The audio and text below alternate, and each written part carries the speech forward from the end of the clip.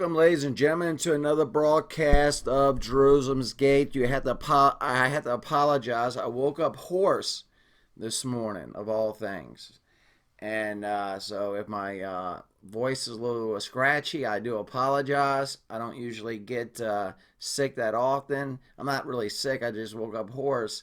But anyway, I got some real important news I wanted to get out to y'all this morning. We know in Idlib, Syria, there was a deal brokered by Turkey and Russia regarding a ceasefire in the Idlib area. Well, like most ceasefires, that one failed, and there's been a Russian Sukhoi. I think there were Russian Sukhoi jets that bombed in some areas in Idlib. And once again, there are innocent casualties, and I'm going to show you a video of that bombing that hit a residential and marketplace. I believe so, and because they were casualty deaths in it. And ladies and gentlemen, the reason I'm not speaking through the video, I'm speaking through screen capture this morning.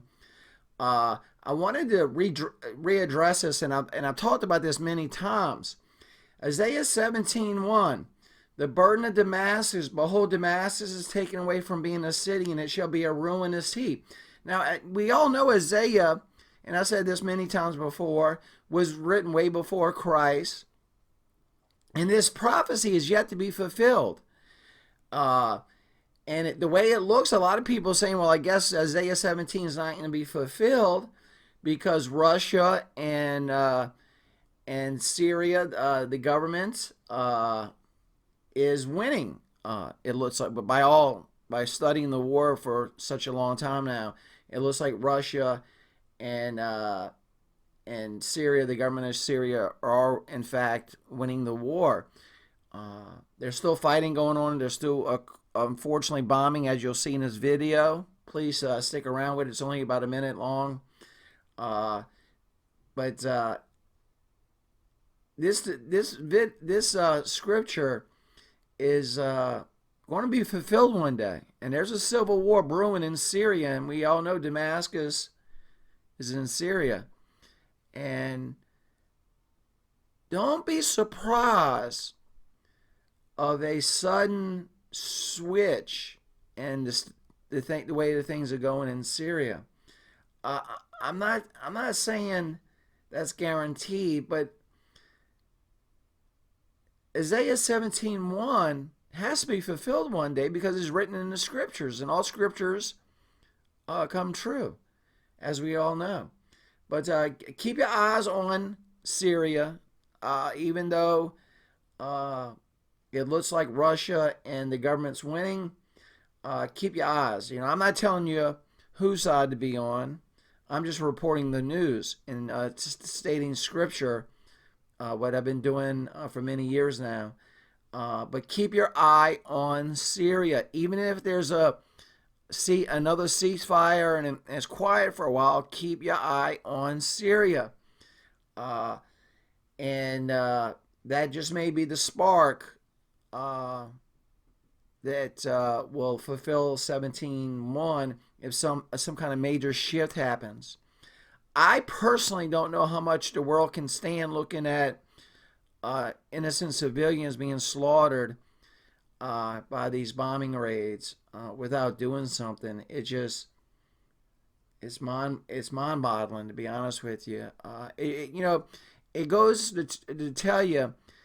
In the Bible, it tells us in the latter days, and I think we can all agree, all us Christians can agree that we're living in the latter days, love will grow very cold. And people have become numb to that kind of stuff, which you're fixing to see in a short video. So these videos are not intended for young because they show videos of war. So I advise you to be cautious on that side if you have any young around or anything. But here comes the video. Once again, thank you for supporting Jerusalem's Gate. Hey, if we're a non-profit Christian news and sermon network. If you would like to help us out, though, we would love to get you to subscribe and hit the notification bell. And that will help us out tremendously to get the news out with a Christian perspective. But watch this video. Very sad, very important for you to see what's going on in Idlib just now. Here it comes right now. We love you. The damage caused by one of several airstrikes in the northwest province of Idlib. Survivors try to salvage what's left. Emergency crews combed the rubble to recover the body of a child. Other civilians were among the casualties in Idlib city.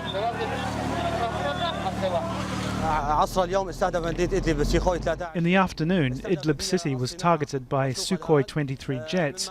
They hit the industrial area and Al Hal market. Most of those hurt have serious injuries.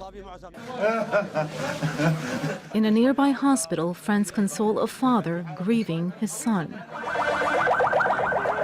A ceasefire, which started on Sunday, was shattered on Wednesday.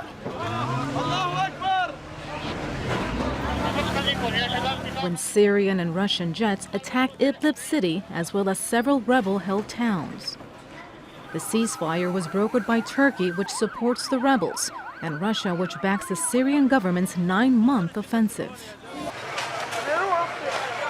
Fighters linked to al-Qaeda are the strongest forces in these areas, home to around 3 million civilians according to the UN. Close to 400,000 Syrians have been forced from their homes in Idlib in the past 10 weeks. The Kremlin says it's targeted rebels who've attacked civilian government-held areas in what's supposed to be a so-called de-escalation zone. Russia and Turkey are reported to have been negotiating the establishment of a secure zone for the displaced during the winter. And Russia has announced humanitarian corridors have already been established to allow people in Idlib to cross over into government-held territory. It's unclear how many have chosen to go. Katia Lopez Odoyan, Al Jazeera.